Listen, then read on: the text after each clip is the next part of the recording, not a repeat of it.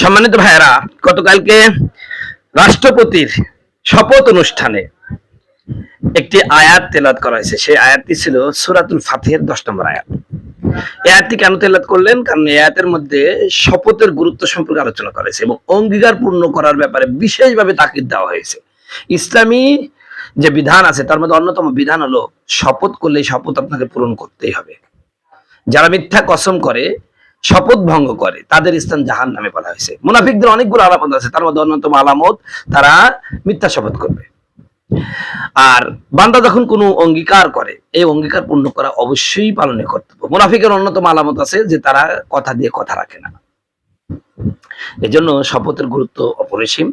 আমরা ইনশাআল্লাহ সেই আয়াতের যদি ব্যাখ্যা বিশ্লেষণ পড়ি তাহলে আমরা সুস্পষ্টভাবে বুঝতে পারবো যে ইসলামে শপথের গুরুত্বটা কত পরিপূর্ণ, মানে কত বড় আমরা ইনশাআল্লাহ বুঝতে পারবো।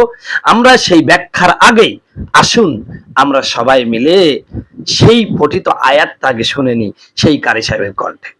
বিসমিল্লাহির রহমানির রহিম।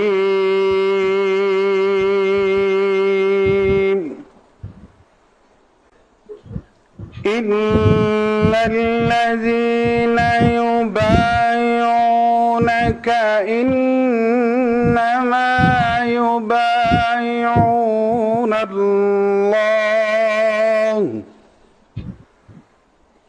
ইয়াদুল্লাহি ফাওকা আইদিহিম ফামান নাকাসা ফাইন্নামা ইয়ানকুসু আলা নাফসিহি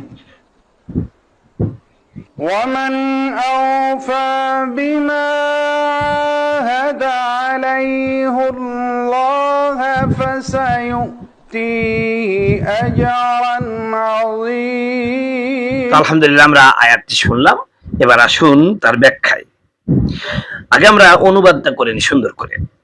হে রাসূল, যারা মক্কা মুশরিকদের বিরুদ্ধে যুদ্ধের উদ্দেশ্যে তবার সাথে বায়াতে রিদওয়ান সম্পূর্ণ করছে, তারা মূলত আল্লাহর সাথে বায়াত করছে, কেননা তিনি মুশরিকদের বিরুদ্ধে যুদ্ধের নির্দেশ প্রদান করছেন আর তিনি তাদের প্রতিদান দিবেন। বায়াতকালে মূলত আল্লাহর হাত তাদের হাতের উপরেই ছিল। তিনি তাদের অবস্থা সম্পর্কে অবগত, তার নিকট কোনো কিছুই গোপন থাকে না। ফলে যে তার অঙ্গীকার ভঙ্গ করবে এবং আল্লাহর দ্বীনের সাহায্যার্থে তার কৃত অঙ্গীকার পূরণ করবে না, তাহলে তার অঙ্গীকার ও বায়াত ভঙ্গ করার ক্ষতি তার দিকেই প্রত্যাবর্তন করবে। এটি আল্লাহর কোনো ক্ষতি সাধন করবে না। বস্তুত যে ব্যক্তি আল্লাহর সাথে তার দ্বীনের সাহায্যার্থে কৃত অঙ্গীকার পূর্ণ করে, অচিরেই তিনি তাদেরকে মহা পুরস্কার দিবেন। সুবহানাল্লাহ। বন্ধুগণ, আমার ভাইয়েরা, আমরা প্রথমে বায়াত শব্দটি আর ব্যাখ্যা জেনে নিই। পবিত্র মক্কা নগরীতে ওসমান রাদিয়াল্লাহু আনহুর শহীদ হয়ে যাওয়ার খবর শুনে রাসূল সাল্লাল্লাহু আলাইহি ওয়াসাল্লাম সাহাবায়ে কেরাম থেকে হুদাইবিয়া নামক স্থানে গাছের নিচে যে বায়াত নিয়েছিলেন সেই বায়াতের প্রতি ইঙ্গিত করা হয়েছে, যাকে বায়াতে রিদওয়ান বলা হয়। এই আয়াতের মধ্যে উল্লেখযোগ্য যে বিষয়টা যে আল্লাহর হাত বান্দার হাতের উপরে, মানে বায়াতে রিদওয়ানকারীদের হাতের উপরে। আহলে সুন্নাত ওয়াল জামাতের আকীদা বিশ্বাস হচ্ছে যে আল্লাহ তাআলার হাত রয়েছে, যেভাবে তার হাত থাকা উপযোগী ঠিক সেভাবেই তার হাত রয়েছে। এই হাতকে কোনো প্রকার অপব্যাখ্যা করা অবৈধ। তবে এটা স্মরণ রাখতে হবে যে তার হাত কোনো সৃষ্টির হাতের মতো নয়। তিনি যেমন তার হাতও সেরকম। প্রত্যেক সত্তা অনুসারে তার গুণাগুণ নির্ধারিত হয়ে থাকে। সুতরাং আমরা বিশ্বাস করব যে আল্লাহ তাআলা হাত রয়েছে, তবে তার হাত আমাদের পরিচিত কারো হাতের মতো নয়। আল্লাহ তাআলা বলেন, যারা রাসূল সাল্লাল্লাহু আলাইহি সাল্লামের হাতে বায়াত করছে তারা যেন স্বয়ং আল্লাহর হাতে বায়াত করেছে। কারণ এই বায়াতের উদ্দেশ্য হলো আল্লাহ তাআলার আদেশ পালন করা ও তার সন্তুষ্টি অর্জন করা। রাসূলের আনুগত্য যেমন আল্লাহর আনুগত্যেরই নামান্তর, তেমনি ভাবে রাসূলের হাতে বায়াত হওয়া আল্লাহর হাতে বায়াত হওয়ারই নামান্তর।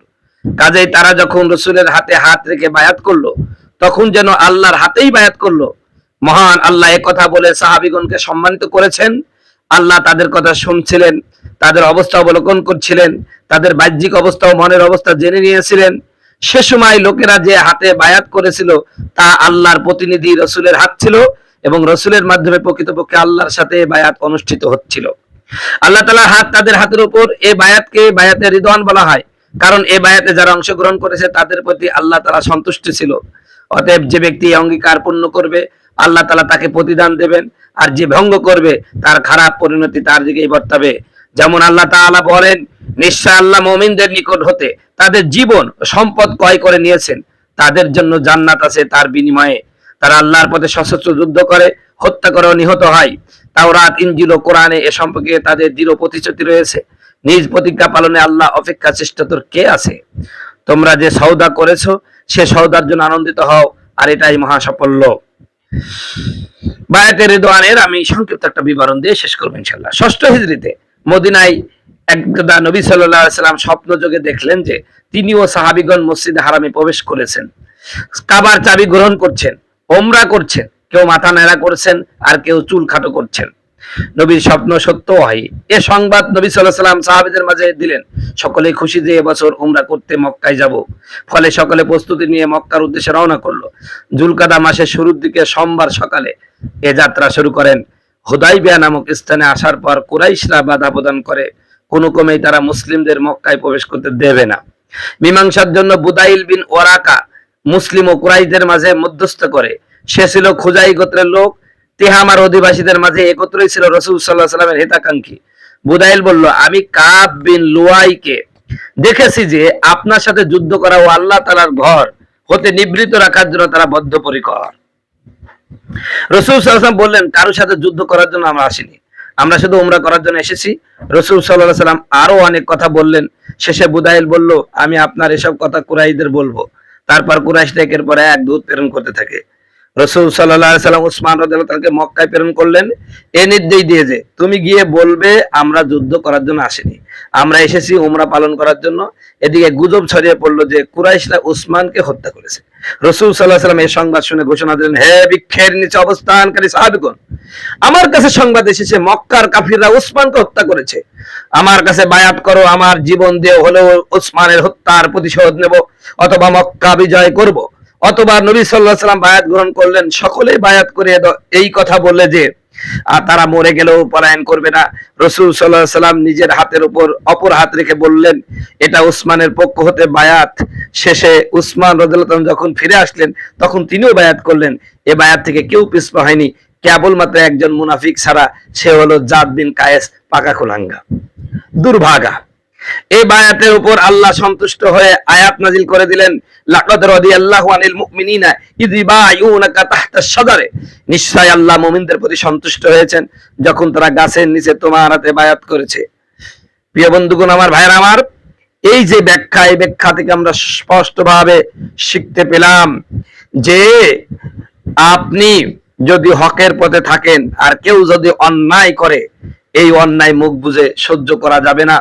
শক্তি থাকলে ও অন্যায়ের বিরোধিতা করা অবশ্যই পালনীয় কর্তব্য। প্রিয় বন্ধুগণ, আমার ভাইরা আমার, এই যে আলোচনা সূরা ফাতিহা থেকে 1 নম্বর থেকে 10 নম্বর আয়াতে আমরা মৌলিক 4টি শিক্ষা পেয়েছি। আল্লাহর পক্ষ থেকে বিজয় ও পুরস্কার, রাসূল সাল্লাল্লাহু আলাইহি ওয়াসাল্লামের মর্যাদা, মুনাফিক মুশরিক কাফেরদের পরিণাম, মুমিনদের করণীয় কি, এই বিষয়গুলো আমরা শিখতে পেলাম। প্রিয় ভাইরা আমার, এই 4টা বিষয় নিয়ে যে আমরা আলোচনা করিতে আমার আলোচনা আরো দীর্ঘ হবে, আপনারা বিরক্ত হবেন। এই জন্য অল্প সময়ের মধ্যেই আমরা রাষ্ট্রপতি শপথ অনুষ্ঠানে পঠিত আয়াতের তরজামা আপনাদেরকে এবং শাব্দিক ব্যাখ্যা বিশ্লেষণ সহ ব্যাখ্যা বুঝিয়ে দিলাম। আল্লাহ পাক এটা বুঝে আমাদেরকে অঙ্গীকার পালনে সর্বোচ্চ সতর্ক থাকার এবং শপথ করলে তা কোনোভাবেই যেন ভাঙ্গা না যায়, সে বা ভেঙ্গে না ফেলি কোনোভাবেই, সেদিকেও সজাগ দৃষ্টি থাকে। ঈমানকে মজবুত করে আল্লাহর প্রিয় বান্দা হয়ে এই দুনিয়া থেকে বিদায় হওয়ার তৌফিক ইনায়েত করুন। সকলে বলুন আমিন। আসসালামু আলাইকুম ওয়া রাহমাতুল্লাহি ওয়া বারাকাতুহু।